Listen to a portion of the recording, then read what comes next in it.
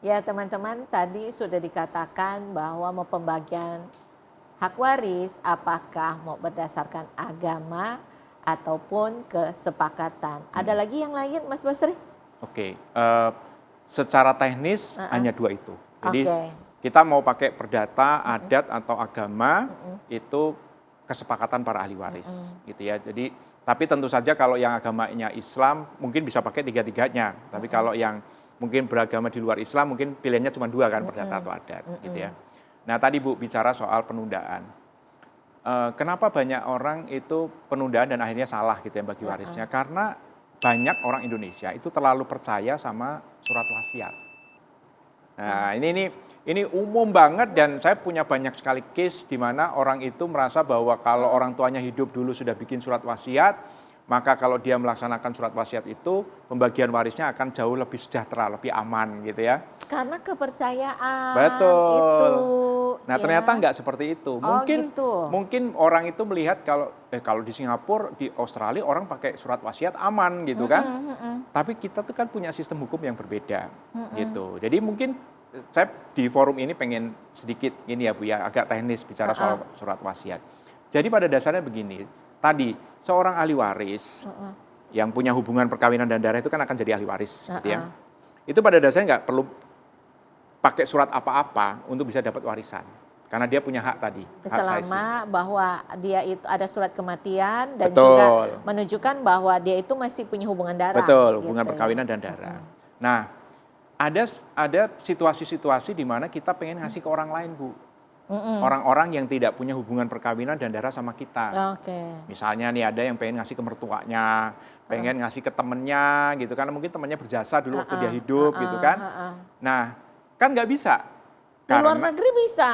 Jadi kayak ada yang dia nah, meninggal, dia kasih ke pembantunya, ya betul. kan? Nah, Itu. pada dasarnya di kita juga bisa. Heeh, Alatnya, undang-undang kasih namanya surat wasiat. Jadi pada heeh. dasarnya surat wasiat itu adalah cara kita memberi kepada orang lain. Orang-orang yang tidak punya pertalian perkawinan dan darah sama kita.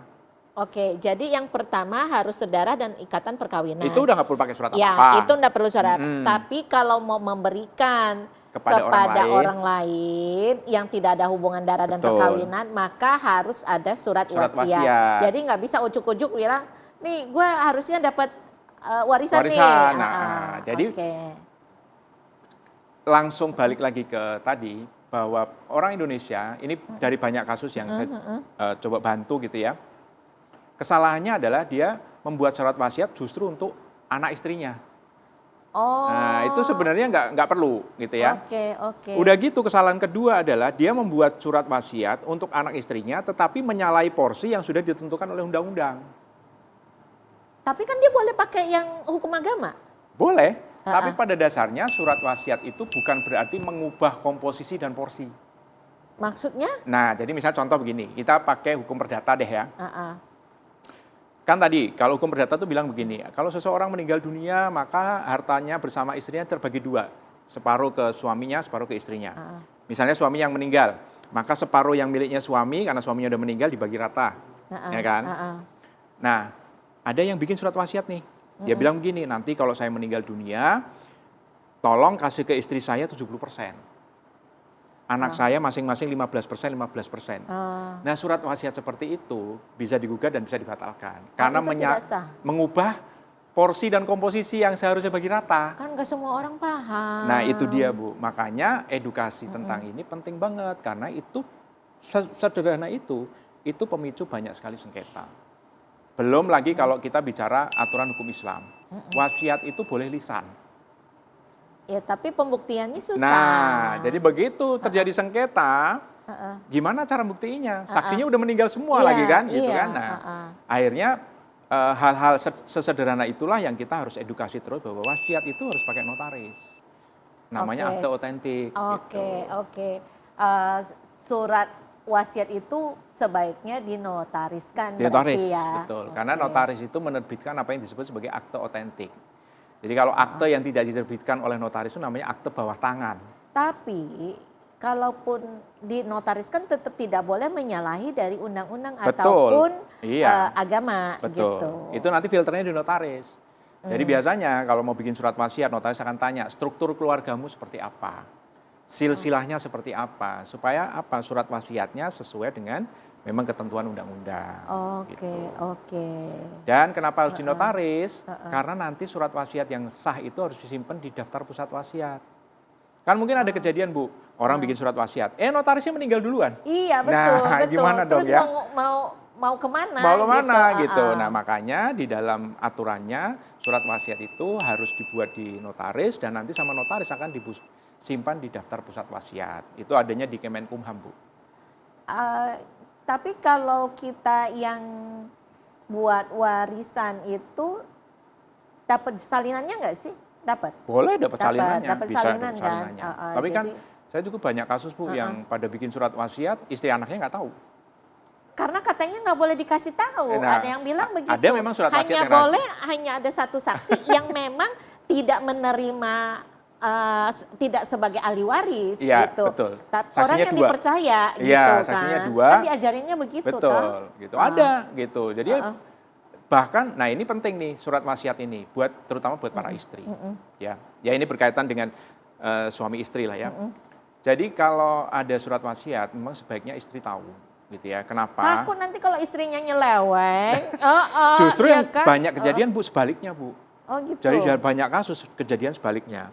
Jadi ada satu kejadian di mana ada seorang, ya oke lah gitu ya, seorang public figure itu bikin surat wasiat. Ini yang cerita ke saya notaris nih, teman saya. Jadi dia tulis surat wasiat tanpa memberitahu istri dan anak-anaknya, gitu ya. Jadi pokoknya dia kasih ke orang lain lah gitu ya, dikasih ke orang lain. Surat wasiatnya sah gitu ya. Begitu si public figure ini meninggal, surat wasiat kan harus dilaksanakan sebelum pembagian waris. Jadi ini penting buat teman-teman Bapak Ibu ketahui ya bahwa surat wasiat itu harus dilaksanakan terlebih dahulu sebelum pembagian waris dilakukan. Nah, dilaksanakanlah bahwa sebelum pembagian waris dari 100% harta peninggalan si suami ini, si laki-laki ini dikasih 30% ke si orang lain tersebut. Yang akhirnya apa? Akhirnya kan ahli waris mengalami kerugian. Nah, ketika ahli waris mengalami kerugian, itu yang boleh dirugikan itu hanya suami atau istri. Nah, dalam yang kasus ini boleh dirugikan, tapi anak-anak nggak boleh dirugikan. Anak-anak nggak boleh, karena anak-anak itu punya hak istimewa Bu, namanya hak mutlak. Karena ada hubungan darah. Ya, anak-anak itu dilindungi sama undang-undang yang disebut dengan hak mutlak. Nah, Tapi istri itu nggak punya. anak-anak ibaratnya anak resmi dan Anak sah, anak saja. sah Ya, gitu kan, gitu. Bukan anak dari hasil nikah siri kan. Ya, anak nikah siri bisa, tapi nanti ada proses lanjutan. Oke. Nah, jadi intinya yang perlu diperhatikan di dalam pembuatan surat wasiat itu adalah buat para istri ya, terutama kalau suaminya bikin surat wasiat adalah istri bisa dalam posisi rugi. Dirugikan oleh surat wasiat tersebut. Gitu, karena istri tidak punya hak mutlak. Itu hal paling penting karena banyak kejadian akhirnya karena dia nggak ngerti suaminya bikin surat wasiat, dia nggak paham bahwa dia itu, jadi dia banyak dirugikan. Cukup ruwet ya sebetulnya. Cukup rumit sebenarnya. Jadi pusing kayaknya yang ada di sini juga, wah ternyata punya uang juga bingung ya, punya harta juga bingung gitu. Makanya sebenarnya profesi estate planner seperti saya tuh dibutuhkannya jauh sebelum pembagian waris Bu. Gitu, karena kan pembagian kerjaannya begini, estate planner itu bekerja sebelum waris dibagi. Jadi kita bicara perencanaan. Notaris pada saat pembuatan akte-akte ketika proses pewarisan terjadi. Lawyer itu kalau terjadi sengketa. Nah kita biasanya bagi tugasnya begitu tuh. Karena kalau saya udah nggak bisa tangani sengketa, kan saya bukan lawyer. Iya. Gitu kira-kira. Ya tapi kalau mungkin ini sekedar ya ini aja ya obrol-obrol. Apa yang ada di benak saya itu kayaknya kalau dipikir kayak begini yang paling aman sih asuransi ya. Kan di asuransi jelas ahli warisnya siapa berapa persen. Betul. Hubungannya siapa apa dengan si pemilik polis itu ya kan gitu. Nah, itu lebih jelas walaupun ibaratnya saya punya adik ya kan ada 4 misalnya ya, adik saya 2 misalnya.